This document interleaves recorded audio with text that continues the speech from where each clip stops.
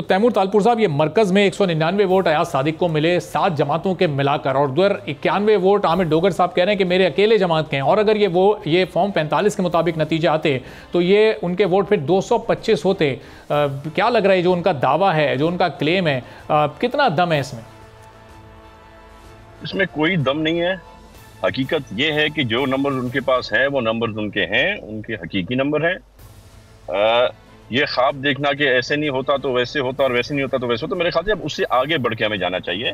हमें अब ये सोचना चाहिए कि हम कौन सी ऐसी चीजें कर सकते हैं जो इस मुल्क में बेहतरी लाएं, बजाय इसके कि हम बेवकूफ़ाना खत लिखें IMF को अपने ही इकॉनमी का खाना खराब करने के लिए।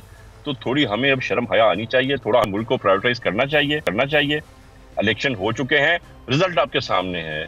एक पार्टी की हुकूमत हो या 7 जमातों की हुकूमत हो, हुकूमत बन चुकी है। शहबाज शरीफ प्राइम मिनिस्टर हैं, अयाज सादिक स्पीकर हैं, और इंशाल्लाह प्रेसिडेंट ऑफ पाकिस्तान आसिफ अली जरदारी साहब बनने जा रहे हैं।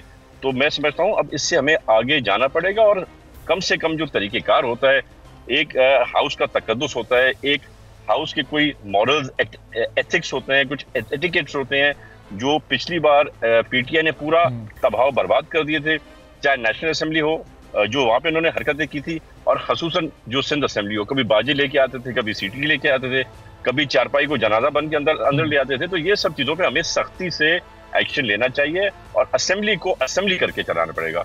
एक पागल खाने वाला जो माहौल ये क्रिएट करना चाहते हैं वो हम किसी सूरत क्रिएट नहीं करने देंगे इनको। लेकिन तैमूर साहब, चूंकि उनके क्लेम और उनके तहफ़्फ़ुज़ात ये हैं कि उनकी कोई 80 से 85 सीटों पर उनके साथ धांधली हुई है और उनका रिजल्ट तब्दील हुआ है, ये क्लेम तो आप लोगों का भी है। कई हलकों में आप लोगों को भी एतराज़ात हैं कि नताइज पर आप लोगों का इत्मीनान नहीं है, और आप ये कह रहे हैं कि वहाँ के नताइज पर हमें भी रिजर्वेशन हैं। तो आप लोगों ने उसको बिल्कुल नज़रअंदाज कर दिया, या फिर उस मामले का भी कोई हल निकल कर सामने आना चाहिए और एक शफाफ तहकीकात वहाँ पर होनी चाहिए? अरबाब साहब, आपने जैसे खुद ही कहा कि हमारे भी एतराज़ात हैं, हमारे साथ भी कहीं कहीं ज्यादती हो गई है। हो सकता है 1-2 सीट पे इनके साथ भी 19-20 पर बात ये नहीं ना, बात मुल्क है, बात पाकिस्तान की है, बात हमारी मईशत को आगे बढ़ाने की है, बात गरीब आदमी तक आटा पहुंचाने की है। तो हमने भी दरगुजर किया, हमारी सीटें विनिंग सीट्स थी, हमारी जो लियारी की, जो हम जीत चुके थे, वहां पर भी 19-20 हो गया तो ठीक है, हो गया, हमने बर्दाश्त किया, इस मुल्क की खातिर बर्दाश्त करें। तो कुछ वो लोग भी सीखें। अगर इतनी धांधली हो रही होती है, और जो ये लोग बात क्लेम कर रहे हैं कि फॉर्म चेंज हो गए, तो KPK में इनकी हुकूमत कैसे बनती? क्या वहां पर फॉर्म चेंज नहीं हो सकते थे? तो लिहाजा मेरे ख्याल से जो हकीकत है वो हमारे सामने है, जो नंबर्स हैं वो आ चुके हैं, किसकी कहाँ पे हुकूमत है वो बन चुकी है। तो हम भी हर किसी को अपनी बातों की वजह से, अपने तरीक़ेकार की वजह से बेहतरी लाना चाहते हैं, और उम्मीद रखते हैं कि वो भी अब आगे जाके सोचेंगे। हालांकि जो अभी इन्होंने IMF के जो लेटर भेजा है, उन्होंने प्रूव कर दिया है कि उनके इस मुल्क से, इस मुल्क की इकोनॉमी से कोई प्यार, कोई मोहब्बत, कोई लगापा नहीं है।